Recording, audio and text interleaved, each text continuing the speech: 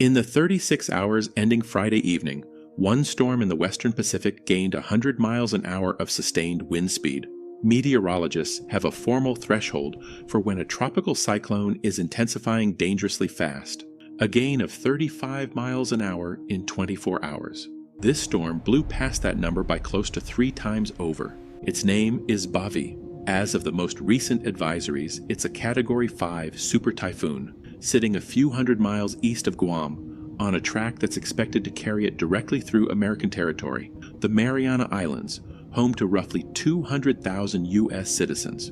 Guam is under a state of emergency. The Northern Mariana Islands are still repairing damage from a different Category 5 storm that hit in April, and there's a real open question about whether this could become the strongest typhoon on record to pass directly through these islands since record-keeping began. Here's what I'm going to walk you through. Exactly how this storm intensified so fast, why the two agencies tracking it can't agree on a single number for its strength, what makes this particular stretch of American territory so exposed to storms like this, and what the next stage of this storm's approach actually looks like. Some of what follows is confirmed. Some of it is still an open forecast question, and I'll be clear about which is which the entire way through. Why these islands?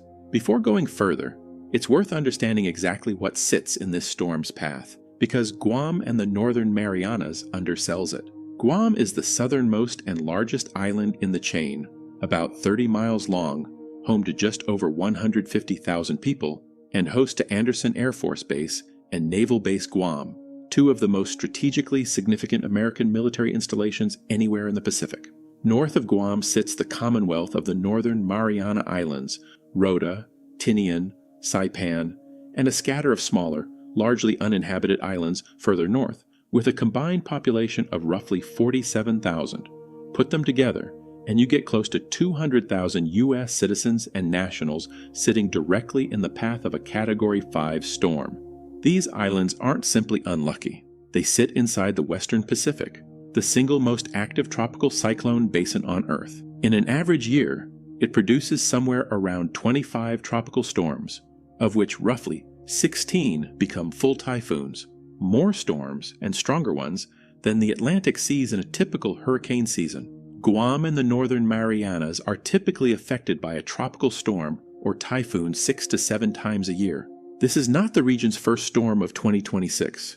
It won't be the last. That backdrop matters for understanding this year specifically. Before Bavi, the Western Pacific had already produced 7 tropical cyclones in 2026, 3 of which made landfall and killed more than a dozen people combined.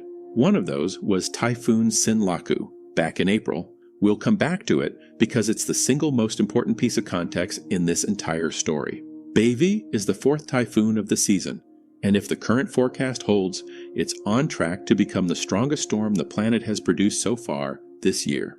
How it got here. Rewind to the start of this week, and Bavi looked nothing like what's approaching the islands now.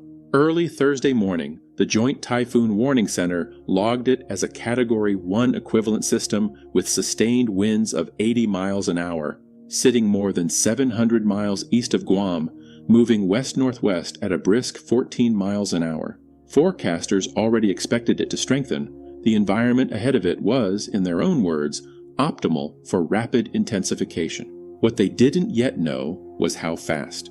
By Friday morning, winds had climbed to 90 miles an hour. Then the storm accelerated in a way that even experienced forecasters don't see often.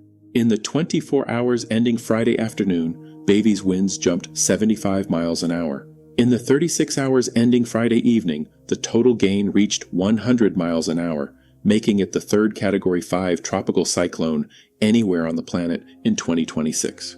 The pressure told the same story from a different angle. 935 millibars Friday night, 920 by Saturday afternoon, down to 911 by Sunday. Each reading lower than the last, meaning the storm kept finding more fuel instead of leveling off. A storm going from Category 1 to Category 5 in under 3 days is unusual even in the most active cyclone basin on the planet. And as of the most recent data available, it isn't finished evolving. Because Saturday, Satellite imagery showed Bavi beginning something called an eye wall replacement cycle, and understanding that process is the key to understanding almost everything uncertain about this storm's final approach. Where the storm stands right now, here's the storm's confirmed position and structure as of the most recent tracking available. Bavi is centered a little over 200 miles east of Andersen Air Force Base, having curved onto a more northwesterly heading over the past several hours. Sustained winds are estimated near 180 miles an hour, with the storm's own forecast guidance suggesting gusts could reach as high as 220. Minimum central pressure is estimated at 901 millibars. Offshore, significant wave heights have already reached 48 feet. To translate the pressure number into something concrete, the lower a storm's central pressure drops, the harder its internal engine is running, pulling air inward and spinning it faster. A typical Atlantic hurricane at landfall might sit somewhere in the 950s or 960s. Bavi, still out over open water, is already sitting 50 to 60 millibars below that. Satellite imagery has also given forecasters a clear look at the storm's structure. Its eye is roughly 21 miles across and has become better defined over the past day, with the central cloud mass growing more symmetrical and the cloud tops cooling, both signs to a trained eye of a storm that is well organized and still capable of holding its strength. Guam has been placed under Condition of Readiness 1, the highest level, under an active state of emergency. A typhoon warning covers Guam, Rota, Tinian, and Saipan. A tropical storm watch extends further north to Alamagan, Pagan, and Agrihan. In the Northern Marianas, a federal emergency declaration is already in place, and the territory's governor has urged residents directly to take this storm seriously, not a formality, but a specific response to what happened here 3 months ago. The science of how strong it can get. To understand what happens next, you need to understand two things happening inside this storm at the same time, one that could weaken it, and one that explains why it got this strong in the first place. The first is called an eye wall replacement cycle. Inside a mature typhoon, the most violent winds don't sit at dead center. They wrap around it in a tight ring of thunderstorms called the eye wall. Under the right conditions, a second, wider ring can form outside the first, and over several hours, that outer ring slowly starves the original eye wall of the warm, moist air feeding it. The old eye wall collapses. The new one takes over. During that handoff, peak wind speed can briefly drop, even as the storm's overall wind field grows physically larger, spreading damaging conditions across more ocean even if the single highest gust temporarily eases. That's precisely what forecasters believe is happening to Bavi right now. The official guidance says that if the cycle completes quickly and favorable upper-level winds building near Japan hold up, the storm could re-intensify to as much as 180 miles an hour as it nears the islands with an expanded wind field. I want to be precise. That is a conditional forecast, not a locked-in number. The agencies tracking this storm have consistently said their confidence in its exact peak intensity is lower than their confidence in its general track. The second thing worth understanding is the ceiling underneath all of this, how strong a storm like this can physically get. In 1987, MIT meteorologist Carrie Emanuel worked out the physics behind what's called a tropical cyclone's maximum potential intensity, a theoretical top speed set by the temperature of the ocean below the storm and the temperature of the air far above it. Emanuel's research also showed something else. As the oceans warm, that ceiling rises. Water that once could only support a moderate storm can, today, support something stronger. Bavi is approaching its own version of that ceiling. Current estimates put its maximum potential intensity at around 200 miles an hour, with a central pressure near 880 millibars. For comparison, the lowest central pressure ever reliably measured in a tropical cyclone anywhere on Earth is 870 millibars, recorded in Typhoon Tip in 1979, a record that has stood for 47 years. To be clear about what that comparison does and doesn't mean, nobody is forecasting that Bavi will break that record. What it means is that the ocean underneath this storm is warm enough and deep enough that the theoretical ceiling happens to sit unusually close to it. How much of that potential the storm actually uses before reaching land is a genuinely open question. Why the numbers don't match? If you followed coverage of this storm across different sources, you may have noticed the wind numbers don't always agree. That's not an error.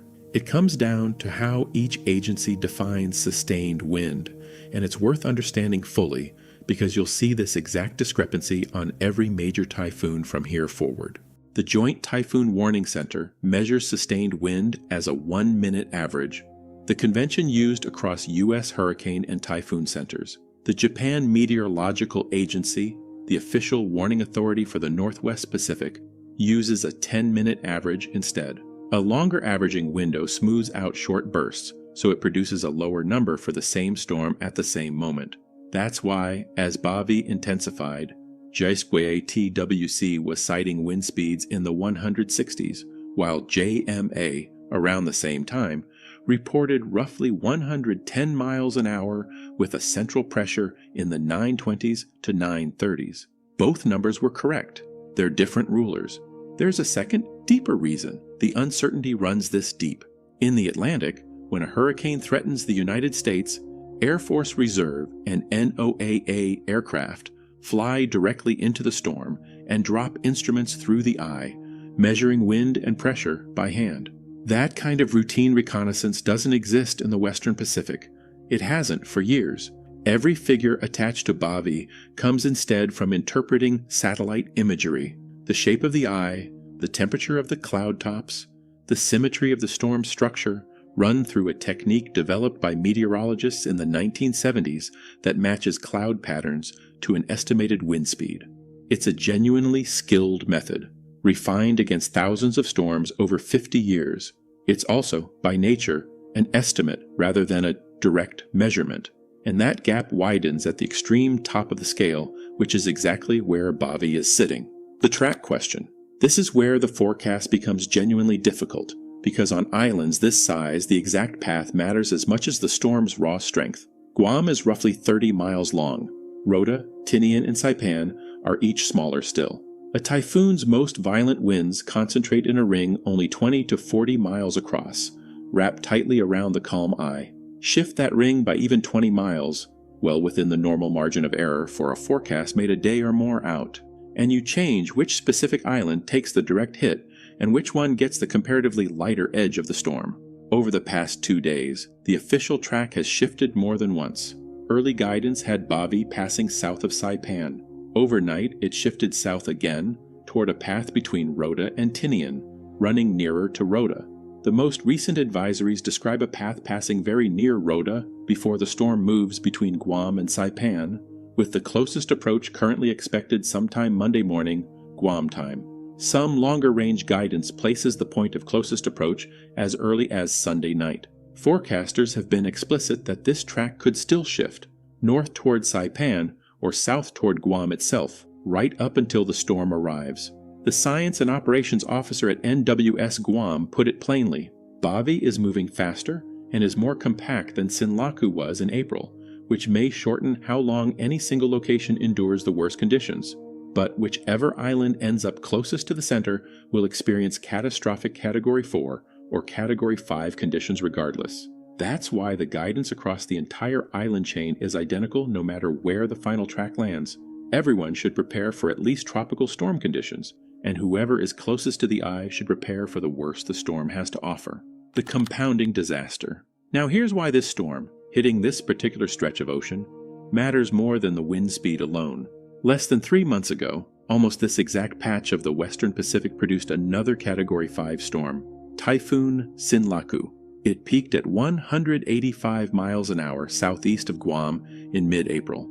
As it closed in on the Northern Marianas, it went through its own eye wall replacement cycle and weakened to a Category 4, 145 miles an hour, by the time it made landfall on April 14th. Its eye was large enough that it passed over both Tinian and Saipan at the same time. Because the storm was moving unusually slowly, it battered the islands for hours rather than passing through quickly. The damage came to roughly $1.5 billion across Guam and the Northern Marianas. 6 people died when a cargo vessel capsized near Pagan Island, and as Bavi approaches, the Commonwealth is still in active recovery from that storm. Homes still damaged, temporary shelter still in use, repairs to critical infrastructure still underway. That means Bavi isn't arriving on islands at full strength. It's arriving on ground that took a major hurricane-strength hit 3 months ago and hasn't finished putting itself back together. A storm forecast to be even stronger than Sinlaku is now bearing down on roofs, power systems, and buildings that were already weakened the last time the ground shook like this. And there's one meaningful difference forecasters have flagged.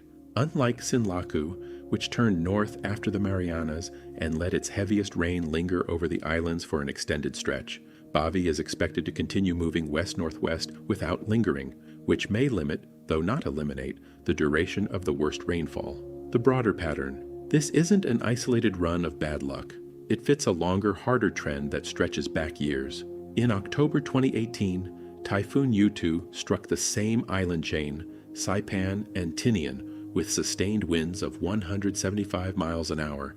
At the time, it was the strongest typhoon on record to hit those islands by wind speed.